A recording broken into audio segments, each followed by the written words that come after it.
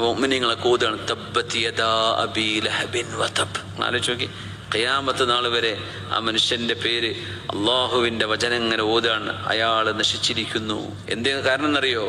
ഹബീബായ തങ്ങളുടെ മുഖത്ത് നോക്കി അങ്ങേക്ക് നാശം എന്ന് പറഞ്ഞതിൻ്റെ പേരിൽ. അതിന് അള്ളാഹു കൊടുത്ത മറുപടിയാണത്. നാശം നിനക്കാണ് അബൂ ലഹബേ. അത് അയാൾക്ക് ബോധ്യപ്പെട്ടിട്ടുണ്ടായിരുന്നു. അതുകൊണ്ടാണ് അള്ളാഹു തആല അങ്ങനെ പറയാൻ കാരണം. അയാൾക്ക് ബോധ്യപ്പെട്ടിരുന്നത് നബിയാണ്. എൻ്റെ സഹോദരൻ്റെ മകൻ ഈ വിളിച്ചു പറയുന്നത് കള്ളത്തരല്ല, നുണ പറയാത്ത സത്യസന്ധനാണ് നബി. ഇതൊക്കെ അറിയാം.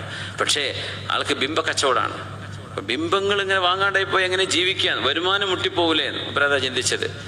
അപ്പം അന്ന് സ്വർണത്തിൻ്റെ റുക്കാല് മേള നടക്കും മക്കയിലെന്ന്. റുക്കാല് മേള, റുക്കാല് ചന്ത എന്നതിന് പറയാം. ആ ചന്ത നടക്കുമ്പോൾ സിറിയയിൽ നിന്നും ജോർഡാനിൽ നിന്നും ഫലസ്തീനിൽ നിന്നും ഒക്കെ റോമിൽ നിന്ന് തുർക്കിയിൽ നിന്നൊക്കെ ആളുകൾ വരും.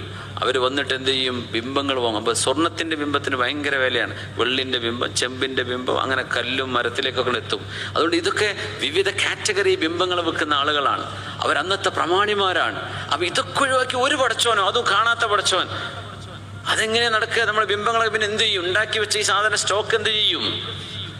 പൈസന്റെ പേരിൽ മാത്രം ആദർശവും വിശ്വാസവും വേണ്ടെന്ന് വെച്ച ആളാണ് അബൂ ലഹബ്.